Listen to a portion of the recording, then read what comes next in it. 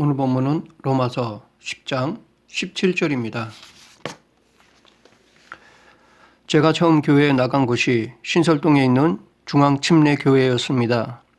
이웃 할머니의 전도로 따라가게 되었습니다. 솔직히 전도라기보다는 과자를 주면서 가자고 하니까 따라간 것입니다. 교회에 가니까 과자도 주고 친구도 있고 선생님들도 다정히 대해 주셔서 좋았습니다. 무엇보다도 성적순이 아니니까 너무 좋았습니다. 머리보다는 팔다리로 하는 것이니까 좋았습니다. 저는 이때부터 지금까지 교회에 나가게 되었습니다.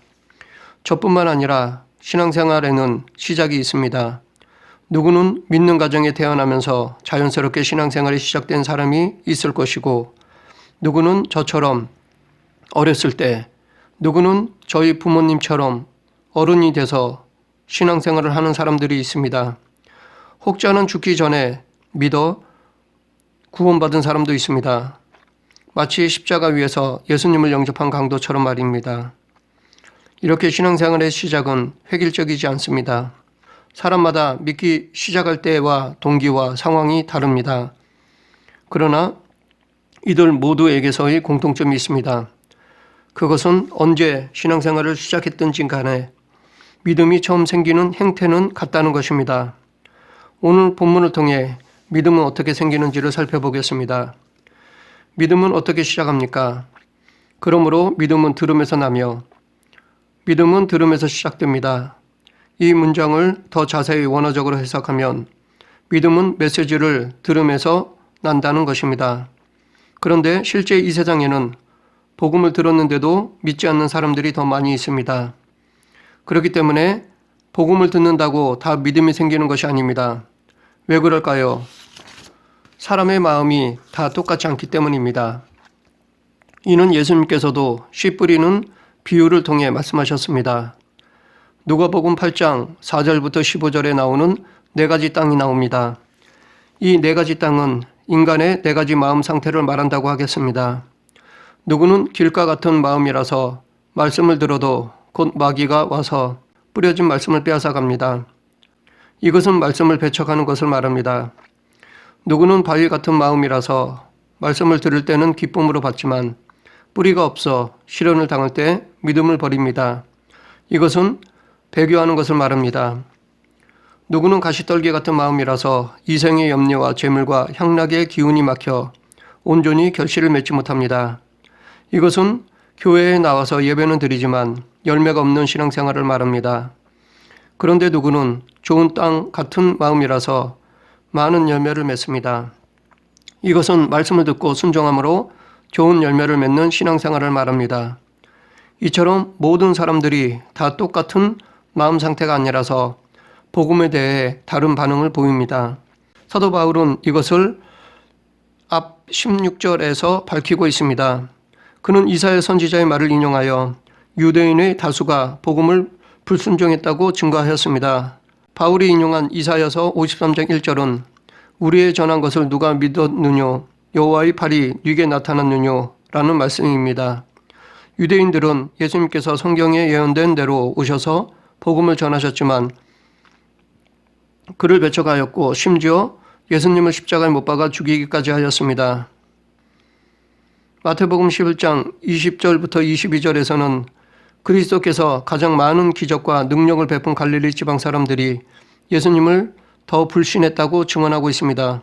그리고 예루살렘 사람들 역시 그리스도를 메시아로 믿기는커녕 사마리아 사람이나 귀신 들린 사람으로 여겼습니다.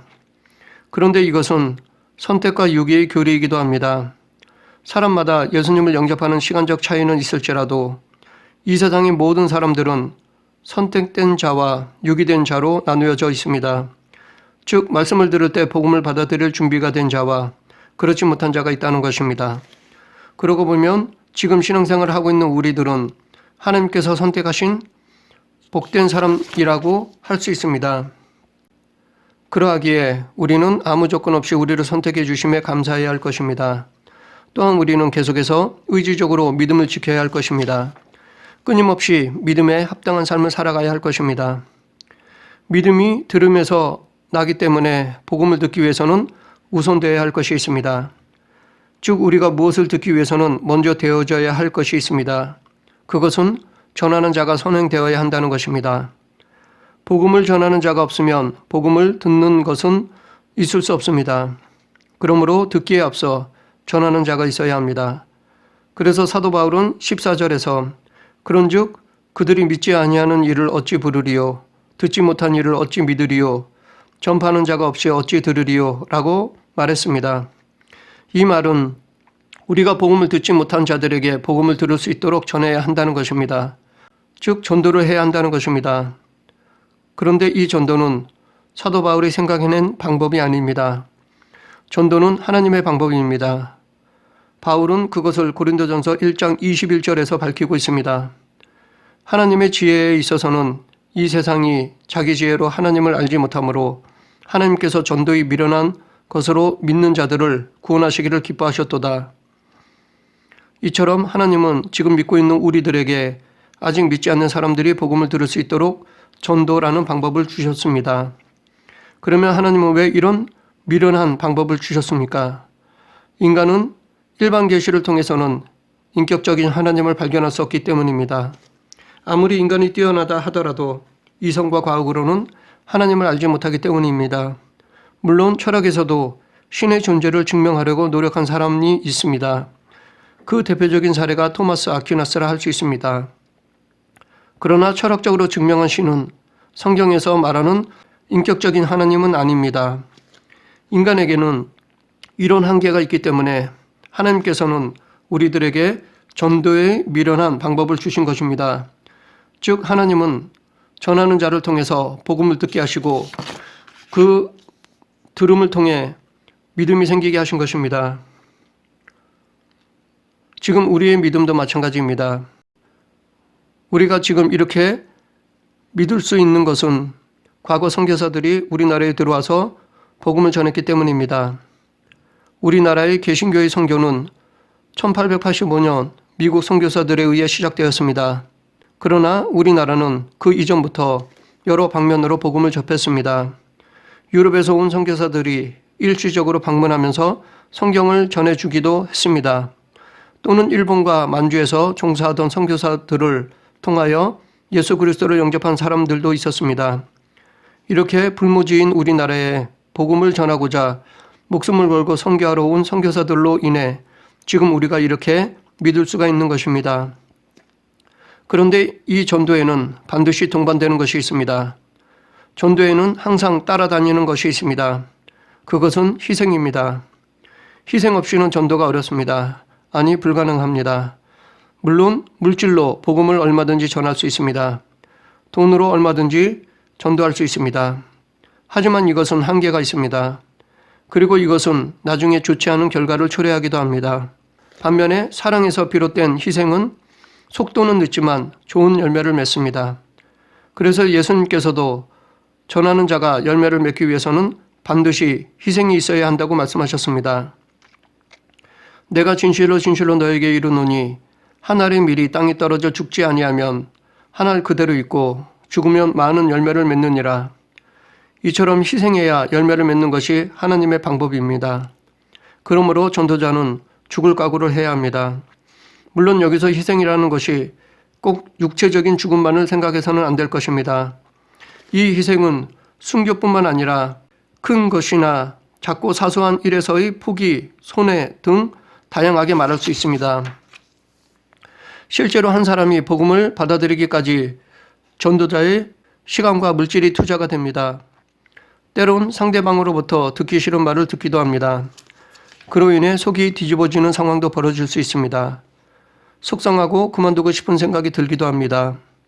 그럼에도 불구하고 하나님은 이 방법을 고수하시기에 이 모든 것을 참고 인내하고 희생까지 할 수 있는 각오가 있어야 한 영혼을 구원할 수가 있는 것입니다. 한 예로 서울역에 제가 아는 목사님께서는 살만나는 교회를 개척하셨습니다. 노숙자들을 위한 교회입니다. 노숙자들을 위한 쉼터와 상담실을 만들었습니다. 식사는 물론 따뜻한 차와 그들의 억울한 사정도 들어주는 곳이었습니다. 그런데 술을 먹고 교회를 때려 부수는 노숙자들도 있습니다. 그로 인해 교회에 많은 어려움뿐 아니라 목사님도 마음의 상처를 받았습니다. 그러나 목사님은 포기하지 않고 지금도 그들에게 따뜻한 손길을 내밀고 있습니다. 개인적인 손해와 희생도 불사하고 그들의 영혼을 위해 지금도 수고하고 있습니다. 그런데 그런 모습을 보고 노숙 생활을 청산하고 새로운 삶을 시작하는 사람들이 생겼습니다. 다시 사회로 돌아가 새 삶을 시작하는 사람들이 생겼습니다. 그리고 이들 중에는 목사님을 도와 일하는 동역자도 있습니다. 이렇게 사랑에서 비롯된 희생 없이는 사람에게 복음을 전하고 변화시킨다는 것은 불가능하다고 봅니다. 또한 이 한 알의 씨 안에는 앞으로 나무가 되어 열매를 맺게 될 것이라는 하나님의 계획이 담겨져 있습니다. 그런데 씨 그대로 있으면 그냥 씨로만 남을 것입니다. 그러나 씨이기를 포기하면 오히려 그 씨는 큰 나무가 되고 열매를 맺습니다. 씨와 나무는 비교도 되지 않을 정도로 차이가 있습니다. 그런데 그 보잘것없는 손톱만한 씨가 씨이기를 포기하면 사람보다 더 큰 나무가 되고 해마다 많은 열매를 맺습니다.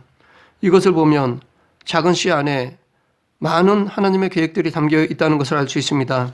이처럼 전하는 자가 별 볼 일 없고 작아 보여도 그가 희생하면 하나님께서는 그 전도자를 통해 계획해 두신 일들을 이루어 주실 것입니다.